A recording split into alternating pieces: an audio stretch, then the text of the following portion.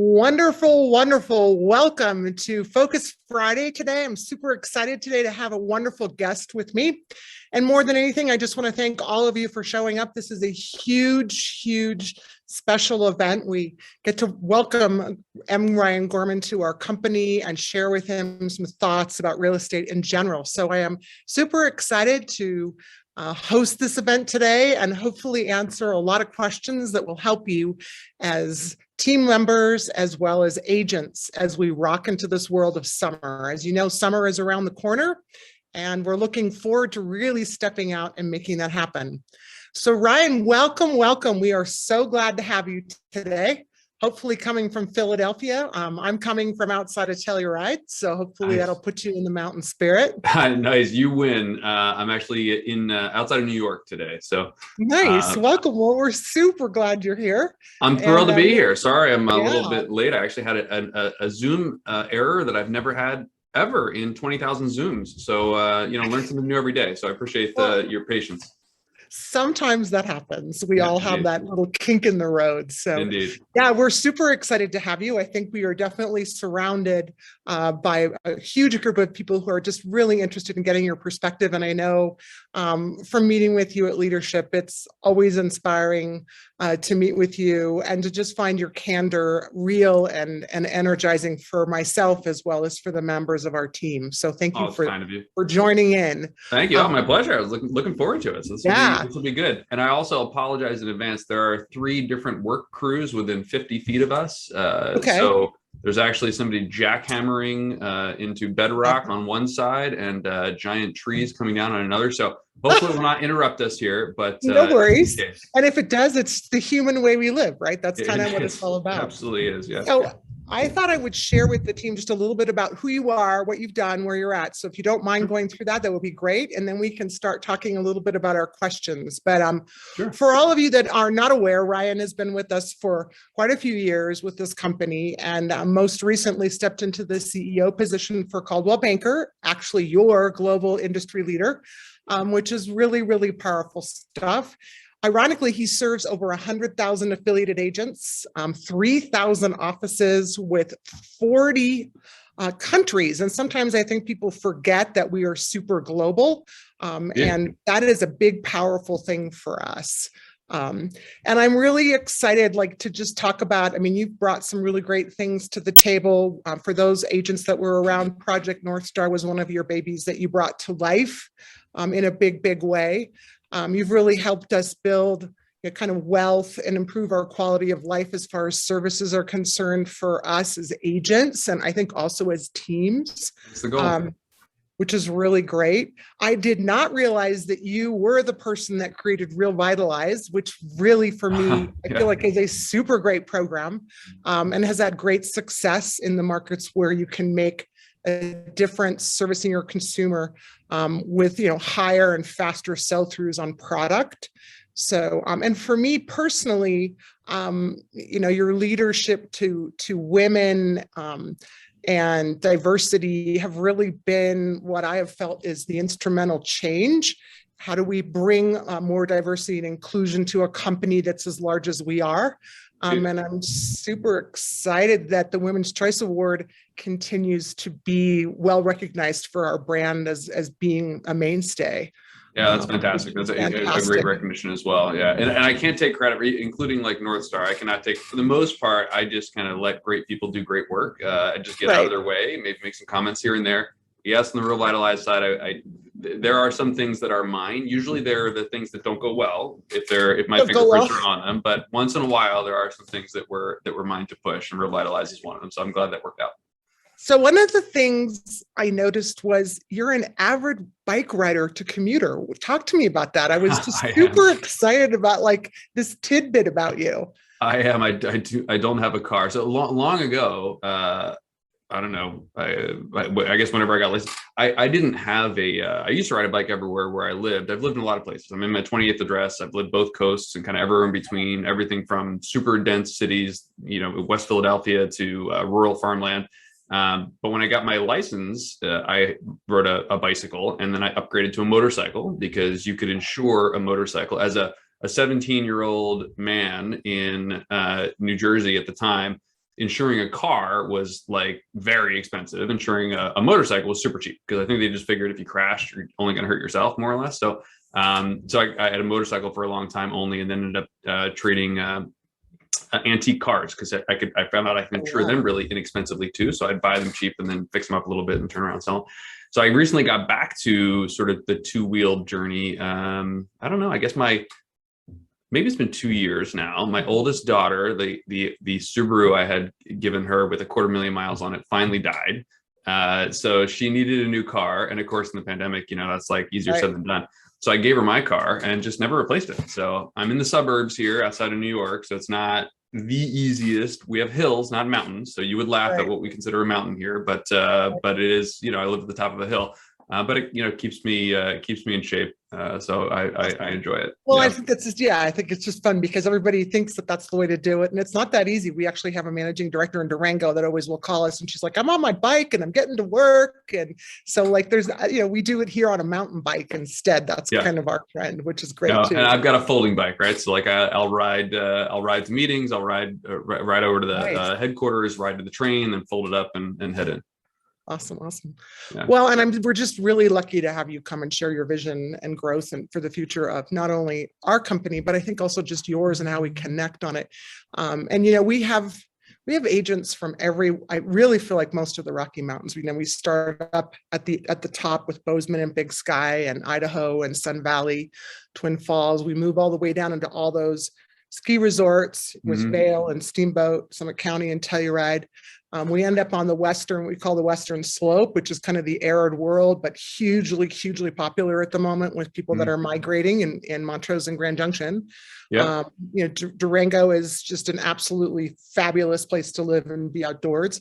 And then our newest family is in Kansas City. And, we've had some really, really great people we've been able to bring to the team. So I'm just super excited to embrace all of those people in my family that matter to us as a team. So you're in some pretty phenomenal place. I mean, I'm smiling as you even say the names just because of my time in all those areas and most recent family trips actually in all those areas and I've been in just about every market in the past even within the past year probably, but I just I adore it. And Kansas City is actually doing I'm an urban planning geek, and Kansas City is doing some very cool things on the urban planning side as well. So not necessarily the mountain beauty that you have there, but still some pretty cool stuff that is leading the nation actually in how they're thinking about some things. Very cool. Yeah. Well, I think we've got about 5 or 6 questions. I picked up a few more since you left me and I gave them to you. So I think that those will be kind of ad libs. But the first question for the team really is, what is the market going to do for the rest of the year? We're almost done with Q2 and now we're in 3 and 4. And what does that mean? Shed some light on that for us as a consumer, I guess, and also as an agent. So I will share my thinking. Predictions are always somewhat dangerous, but my current thinking is almost every headline I see is ridiculously overblown, right? So even just this week, even if you just looked at the headlines this week, you would see headlines, sometimes by the same publication, sometimes even quoting the same economist that says, home prices are, up more than they've ever been up before year over year, and the bidding wars continue, and it's tough out there to be a buyer.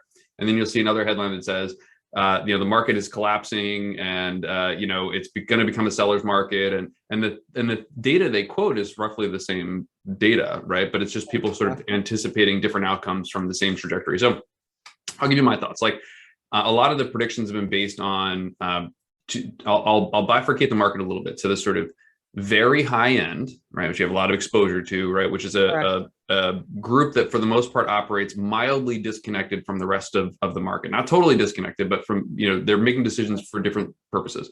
So on the sort of owner occupied primary residence side, that is most likely to have lending against it. So there's most likely to be a mortgage for the purchase. In that segment of the market, we are seeing that the increased mortgage rates certainly have taken some people out of the hunt. For the most part, though, the folks who have been stepping out of that, so if we had, say, 100 interested buyers in a property that resulted in 40 tours and 10 offers, a significant portion of the overall people who were interested in the property, of that 100, call it 85, we're going to put a loan against that property. Right. However, of the winning group, the 10 that actually bid, and then the 2 or 3 that were in the most likely to win the bid category, very low loan to value ratios, or very high propensity for cash offers, right? So then when you think about the total population of people who were interested in the property, people who went to see the property, there's a big chunk of them who are actually disproportionately negatively impacted by a significantly higher lending rate, meaning like their monthly payment is going to go up enough that impacts the price of home that they can afford, or their actual willingness to step out of their current property and into a new property. So you've definitely seen a decrease there. However, the group that actually made the winning bids and was in the sort of final, best and final round was not that group for the most part. And it's also not that group today. And it's still not that group that's winning today. So we have a little bit of a disconnect there in that what the Fed is trying to do with tamping down inflation and increasing the overall cost of money, that is impacting a lot of different things across the economy that will be impacting the overall housing market. But today, where it's manifesting itself, I think, is in a decrease in the acceleration of price increases. In other words, like what I think we're going to see in the back half of the year is not double-digit price increases like we've seen, significant double-digit price increases like we've seen, but most markets moving into single-digit price increases. I think we'll actually also see a decrease in average price in a lot of markets. Now, it's different from saying home values are decreasing, right? So bear with me for a second. If we have, let's say one neighborhood where 10 homes sold, and one was a luxury property at the very high end in this moment in time, fast forward, that property didn't trade and a property like it didn't trade. So the average price came down of the other 9 properties. They still increased in price, but the average price came down. You're already starting to see that. So I'll see a quote, for instance, in a particular market that says, oh, average price is down 15% already in this luxury market. And yet not a single property in that market actually declined in valuation. Not a single appraisal actually decreased. And no buyers were able to purchase for less than list price in that market. And list price was set 15% above last year's valuation, right? So even though you see no actual decline in home value, you're seeing some of the headlines showing that sort of decline in average. And I think you will see that because luxury has disproportionately impacted in a positive way the past couple of years price increases, right? So and I'm not saying luxury is going to fall off a cliff, but I am saying as the velocity of luxury, comes down a little bit because it's much more volatile, as you know, right? So it doesn't take much to, just a couple of fewer trades in a couple of markets can really impact that average sales price. You'll start to see that average sales price come down a little bit. Now, in the sort of luxury segment, though, what we're seeing is less of an impact of mortgage rates and more of an impact of the whatever that particular segment had exposure to. So, for instance, if they were coming from the tech sector, they've recently taken a pretty significant hit in their overall portfolio, most likely not just the assets they have from their employment, or if they're a founder, perhaps, which is a lot of the ultra luxury side, but their other investments likely disproportionately skewed toward the tech sector. So they've been more negatively impacted. Now, at the same time, they're still way better off, way better off than they were 2 years ago. I mean, massively higher with much more liquidity than they've ever had as a segment, like multiples of the liquidity they've ever had at a segment. So you see, as a lot of those people saying, yeah, my net worth just took a 40% impact. So they paused for a second, and now we're seeing them continue to transact. We're seeing them making cash bids on properties and continuing to move forward, even though they did pause for a minute to say, hold on a second, what's going on here? And then, realize that the store of value of some of the highest end properties has not declined in their estimation about what's going to be. They can actually utilize that asset with their family and their lifestyle that has also opened up, right? Where they're able to travel more, they're able to work more remotely. So they're still moving forward on those things. So what all of that is to say that I am not a naysayer on the back half of this year. I actually think we're going to continue to see a relatively robust back half of the year. However, the comparables will make it not look like that. So the percentage increase in price will likely be down. The overall luxury volume in different places will likely be down relative to the most recent. And yet it will still be, it'll be one of those things where it's like one headline will say down 10%, and another headline will say second greatest market in history, right? And both will be true, right? So overall, I'm still feeling pretty good. And we have the jobs report out today, another 350,000 jobs created, which flies in the face a little bit of all these hiring freezes and layoffs that you're seeing because they're really disproportionately concentrated in a few sectors, the tech sector, as well as what I'll call capital intensive, capital consumptive businesses, which we can get into a little bit as well, but it is relatively isolated. Well, and I think what I know from working with agents directly in all of our offices, it's really interesting. Those that apply themselves are winning, and those that aren't, it's more difficult. So it's really great. I think you can't get distorted by the headlines. You need to stay true to your business and stay focused. And I guess For me, the second question we got was, what are the few things an agent should do literally right now, like sitting in the middle of June to build their business? Where should it go? What are your thoughts on that? So I think everyone should be reaching out to their sphere right now, and not sort of in the normal way. So this isn't about direct mail. This isn't about social media. This is about actually like picking up the phone and reaching out and calling, because it's anytime that real estate is in the zeitgeist, is in the sort of like public discussion, or it's showing up in kind of not just Wall Street Journal, but USA Today, where it's kind of like everywhere and everyone is wondering. Like I fly constantly. I flew yesterday, and you sit in the airport waiting for your flight, and you hear people talking about real estate. You hear people saying, well, my brother said to wait until August because prices are going to come down in August. Or my cousin said interest rates are going to be at 7%. So everyone is thinking about it. Everyone's talking about it. And that means, to me, it's the perfect time for everyone to reach out. Now, I think our agents fall into two different camps. Those who have a desire to reach out. One is like, absolutely, because I'm going to make sure that I understand my clients, what's going on in their minds. I can help them no matter what. I have a lot of confidence that. Another group is saying, well, I don't know what's going to happen in the next 6 months either. The last thing I want to do is get engaged in some of these conversations where my clients asking me, do you think I'm overpaying? Do you think I should sell now versus sell in 3 months? Right? Like, yet that's exactly the conversation you want to get into. So you are a subject matter expert. That doesn't mean that you're a Svengali. You're not necessarily predicting the future with perfection. You're still a subject matter expert. So when you're having conversations with buyers, it's about advising them on what you believe it will take to win the bid, not what the home is worth. These are two very different things. When you're talking about a seller, for the most part, I would concentrate on their life needs. What are their goals and what their use of a property going to be over the summer months, for instance, or what are the restrictions that they have? Because if someone is, I oftentimes suggest to people, if you get into a discussion with a seller, you can comfort them and motivate them at the same time by talking about, a well-priced, recently renovated, perfectly staged property without issues is going to sell no matter what. So if you're concerned that you're not going to be able to sell the property, for a few months, you can relax. Now, as a seller, they're most likely thinking, recently renovated. I mean, it's been like 15 years. I'm not sure I could consider it recently renovated. They're gonna know. Yeah. We don't have the prettiest baby in the class. Like I might not qualify for it. So you're at one hand, you're decompressing them. And on the other hand, you're motivating them to think about like, so if I have work to do on this property, you're saying now might be the time. Well, a window is closing. So you might actually be in a moment in time where in 6 months, you may have to do the work before selling. Today, you might not have to do the work before selling. It's up to you. Sort of like, what do you want to be living in a renovation to get your property ready to sell? Is that where you want to invest your time and energy and money? And there's a middle ground here, which is real vitalized, which you mentioned earlier that we can maybe explore as well. If you're engaged in those discussions with yourself, so even people who purchased 3 months ago, I'm not kidding. Like, I'm literally saying, like, go through your entire list of close sphere, not your tangential and tertiary, your close sphere. Pick up the phone, actually have these conversations. Hey, I know there's lots swirling around, interest rates, high-end properties selling. There was an article in the Wall Street Journal today about mountain properties, kind of going nuts. And so I'm just reaching out to you to ask you, like, how are you doing? Like, any questions you have, or any questions you're contemplating, friends of yours have questions. I just want to make sure that I'm making myself available. So, I'm glad you called, because we're wondering. Now you're engaged. Now suddenly you're in the conversation, and you see these stories of a home that was purchased 3 months ago and just traded again today. Correct. That is not always client driven.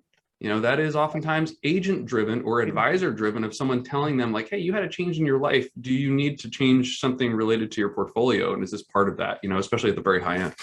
That's great feedback. Yeah. And I think you really shed light on the fact that it maybe, and for some of our agents, it's about team. It's about going to your office team and collaborating on the conversations so that you can build your knowledge together to focus on the market, right? Absolutely. Anecdotes are so powerful. Yeah. You can say, I read 10 studies about all what's happening, and someone's like, oh, okay, you seem smart. But if you say, you know what, I just spoke to an agent yesterday who was telling me their client did X, then suddenly it's like, oh, really? And there's a massive over index on, I guess everyone's going to do whatever that client just did. It's like, okay, I just had 2,000 data points over here, but I had one story over here. Stories are just very powerful, and you only have them if you're in dialogue. No, it's great. It's fantastic. An awesome way. I love that information. I think that's super, super powerful for our teams, especially when there's this feeling that, transactions are more tenuous and putting themselves together. They really aren't. It's just all about how you're collecting your information, which is great. 100%. So Wow, super powerful. So tell me a little bit. One of the things that I always find is as an agent, how do I leverage this giant thing of CB, which is unbelievably powerful, both in the US and maybe internationally? Like what should I be doing, and what would be the best way to manage myself in that environment? It's a big question, but I'm hoping you can kind of bring it together. Yeah, well, honestly, I think it kind of comports a little bit to the last conversation in terms of stories. So, you have access to over 100,000 professionals in over 40 countries. Like that's true. That was true yesterday. It'll be true tomorrow. Those of you who utilize it, which is a very small percentage of you, who actually utilize it by saying, "Oh, I just had a referral to Portugal," right? That's a relatively small percentage. But the very significant percentage can be those of you who are utilizing it in your conversations with prospective clients, right? Prospective sellers, prospective buyers, and how you're connecting the dots for them in terms of what that means. Again, stories are super powerful, right? So you can say, I'm with a globally recognized brand. Your clients already know that, right? That it is globally recognized. They understand. You can say we're in 40 countries. So that's okay. That's interesting. But when you say, I was just speaking with an agent of ours in Paris about how the Olympics are impacting, some of the renovation on Champs-Élysées and what that's actually causing for the summer market. And it sounded a lot like what we're seeing in some of the resort areas here, people kind of coming out of, the Northern California market, whatever the connection might be. Now, suddenly, you, not your company, you have connections around the world. You are drawing connections, especially at the high end where it's incredibly powerful. You're drawing connections about the migration patterns of the wealthy and ultra high, net worth individuals. You are connected. So what I would suggest to everybody is make it real for you. Pick a place, pick a city, pick a place in the country, a potential feeder market, a destination market, maybe just wherever your most recent clients came from or wistfully thought about moving to, and reach out. So reach out to your broker to see if they have a connection there, reach out to us, reach out on Facebook, however you want to reach out, but reach out to make a connection with someone in that market, which, by the way, if you're hearing this and like, oh, I'm not sure I want to go bother people, think about how you would respond if someone in Paris reached out to you and said, hey, I'm looking for, an expert in your area. It'd be like, that's the greatest thing ever, right? So like, you're doing a favor for people. And then actually reach out, engage in dialogue, make sure they know who you are, make sure you understand who they are. And you just pick up a couple of stories. Those stories are then the stories that you're telling to every single prospective buyer, every single prospective seller. Now, suddenly you've made the global network your global network. Yeah. You as a professional, as a subject matter expert, you have a global network. No, I love it. I think it's a fantastic tool. I think we really, sometimes we go so local, hyper local, that maybe there is a way for connecting. And I think the biggest word that you've brought us today is tell a story. It's a story. Absolutely. What's the story? What's your story? Making it more personalized to who you are. So I think that's 100%. The biggest win. And also the connection, like literally just making it, going back to almost like the beginning of COVID, when we decided that we didn't want to be real estate agents, but we wanted to be real relationship building people, right? Yeah. That was we didn't know where we were going. So we don't. And those are the people who thrive in every market, right? So when you're continuing to have that dialogue, you're continuing to be central to people's lives, to their decision making. You're gonna survive and thrive in every market. And the markets just are not that volatile. So I know we talk about real estate markets and they're all the headlines about up or down 10%, 15%. It gets very scary. Yet when you actually look at the number of transactions that happen in the United States, for instance, every year, it's in a relatively tight trading range, right? It's kind of like 5 to 6 million. Yeah, it gets up above 6 sometimes, like it most recently did. Yeah, it gets a little bit below 5 in the absolute depths of recession, but like 5 to 6 million. If you're talking about an entire market that stays within a trading range that is like 20%, I mean, you really control your destiny. You control it. The market doesn't happen to you. You make your own market. No, it's fantastic. So I had a managing director, so a little bit from the top down, ask about the CB 2022 Agent Priority Report, which you put out, which is an absolutely incredible tool. And I really would just love to answer this question for that person. But her question was, how have the tools and tech and resources changed in the recent years, and kind of what is the expectation into the future? This may not apply to agents, but it definitely applies to the managers in this group. And then how do we keep up with that demand, like to adjust?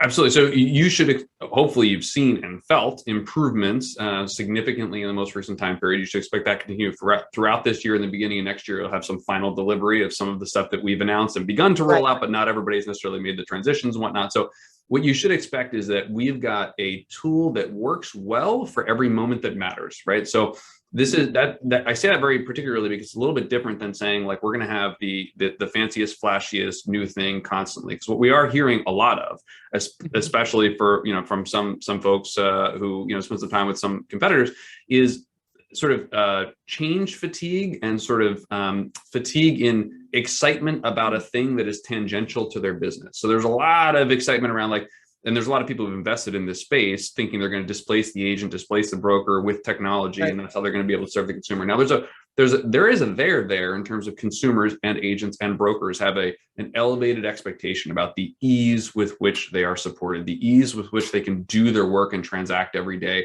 And it should not get in their way. It should make their life easier. Absolutely, 100%. That's the goal. That's what we're delivering on. So we should have a top block, in other words, top quartile, top decile tool for every moment that matters. So every moment that matters before, during, and between transactions for you, for your consumers, for your brokers. That should be true at all times. That's absolutely what we're striving for. That's what based on the feedback that we're getting, that's what we're landing on. That's where we're nailing it. What right. You will not see, which we've done occasionally in the past, is so much excitement and enthusiasm from us about a thing that we spend all our time trying to get all of you excited about it.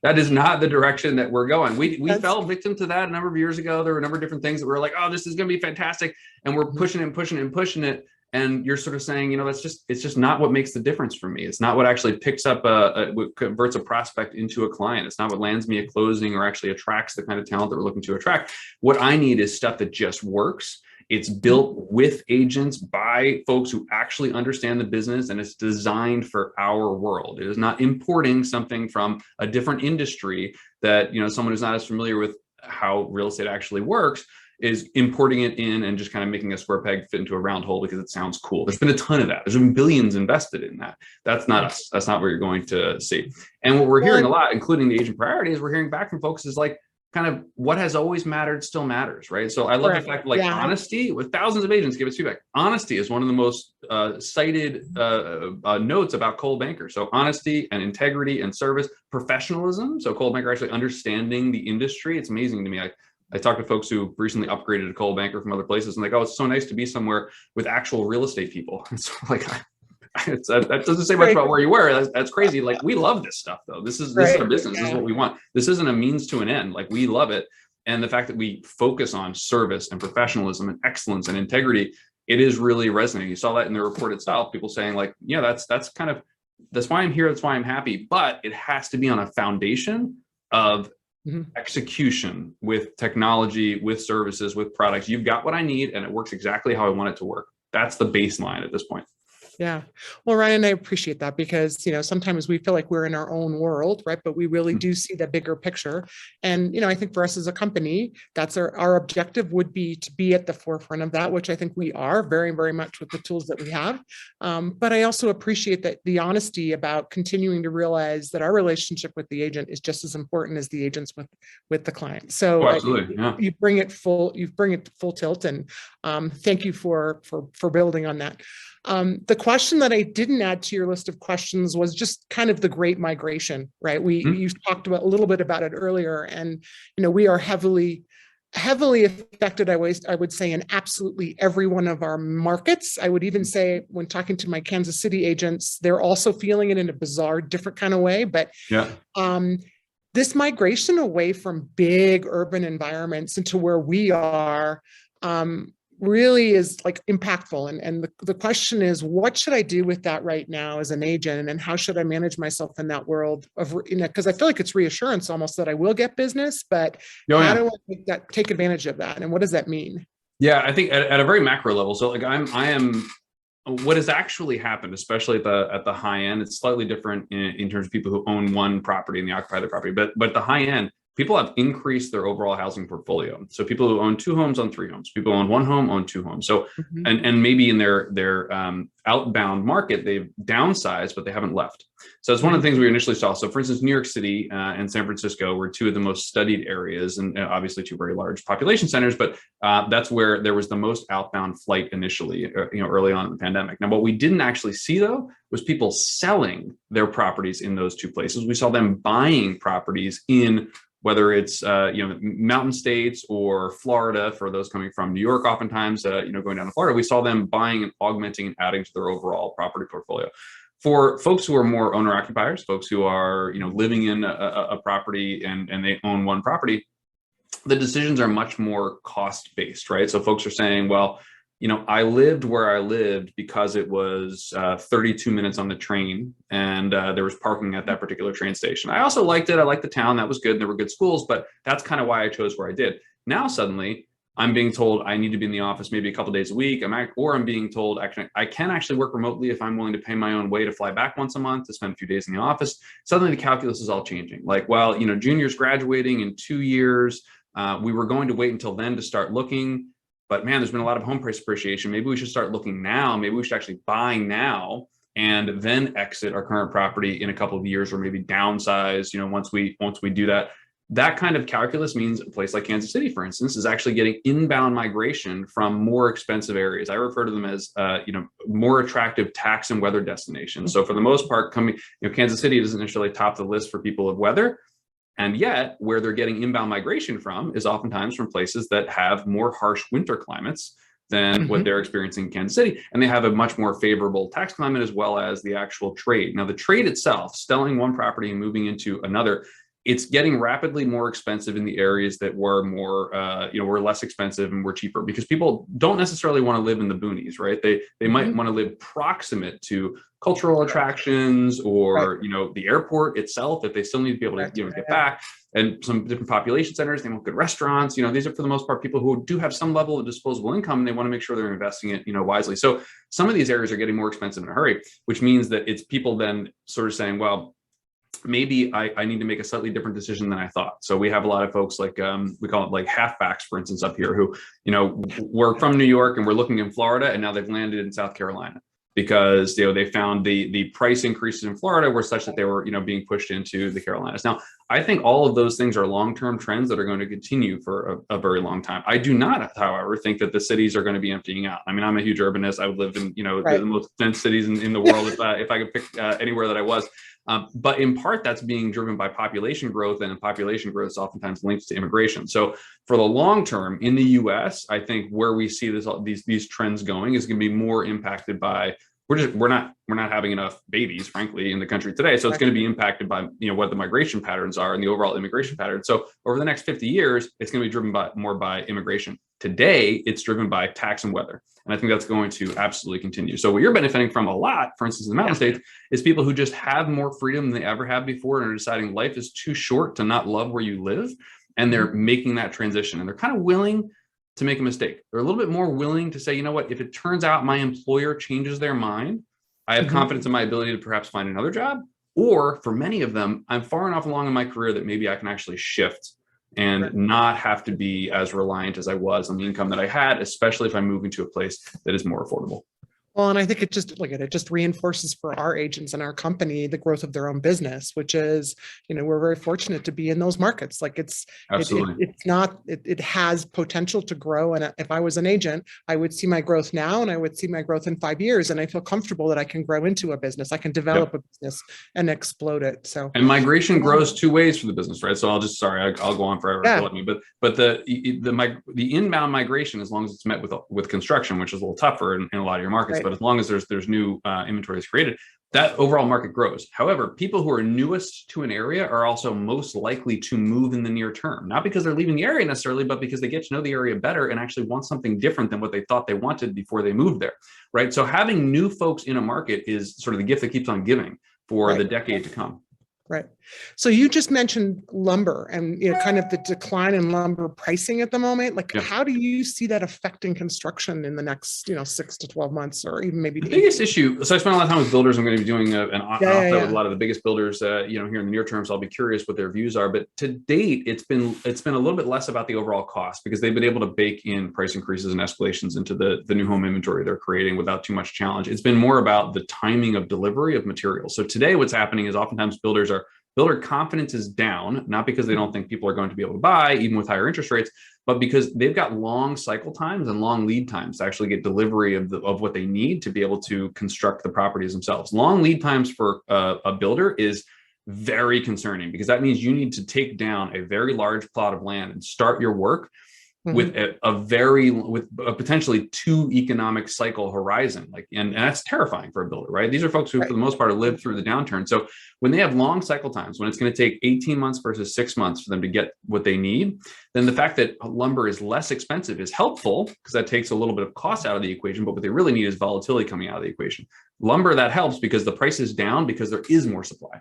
So that actually takes the volatility of delivery out of the equation. That's great. So now builders are engaged oftentimes in fit and finish discussions. So thinking to themselves, like, I actually need to know the lead time of specific appliances and specific faucets and specific flooring material, because I might actually make different choices for what to install based and the different architectural decisions based upon availability of materials. So now they're oftentimes engaged in some of those fit and finish discussions. So I think their confidence is down because of the long lead times and because they have to do a thing that they haven't had to do, like ever, in terms of change fit and finish decisions, not based upon the appetite and willingness to pay of the consumer, but based on their ability to get delivery timely. Right, makes sense. So I'm looking, I think I'm good with my questions, but I see 2 in the chat. So I just want to see if we can answer that. I have one person, it's from Heather Erb, who I think you met at CB at the Big Leadership. Howdy, Heather. And her question, and I have to pull my little chart here, was, what are the 3 things that an agent should walk away from the brand and utilize as far as tools are concerned?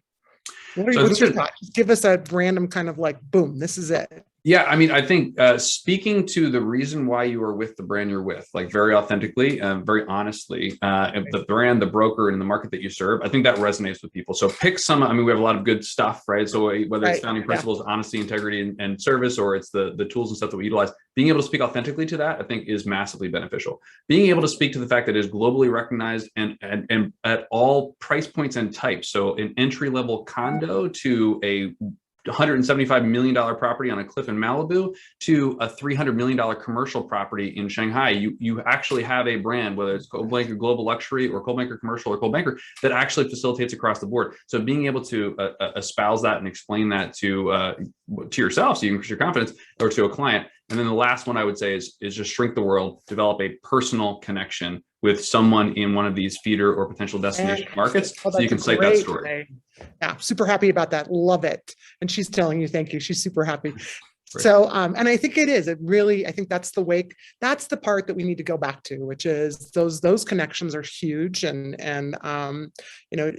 participating, I think what it leaves me with is, we're back to being more open and being more available and able to participate in events. And, I think those events are exactly what you're talking about, which is connecting with other people. And, we talk about it incessantly, but Gen Blue is a place for a new agent, an experienced agent, a veteran agent, a person who's been around forever, a leader. The power of that connection will build you amazing results. And I know that, the engaged thing is common and is now literally on top of us. And I know that the team that I'm bringing is super excited about networking. It's just, how do I make my agents, my team of agents, as important as my clients to build my story. And thank you so much for the idea of story, because we all have stories to share with one another. And it really allows me as a leader to say, I need to work on building stories for my teams to have conversations with each other. So that is a huge 100%. Yeah, great. Thank you so much for being with us this morning. Oh, thank you. Thank you all. Have you. I appreciate the opportunity. It's fantastic. It feels like home. Like that's what it's about. And I'm glad we can share it with the agents the same way. So that's perfect. Fantastic. Excellent. Well, thank you so much for the opportunity. I really appreciate it. You're so welcome. Thank you for having us. Thank you all for investing some time. Thank you. Yes, thank you very, very much. All right. Take care.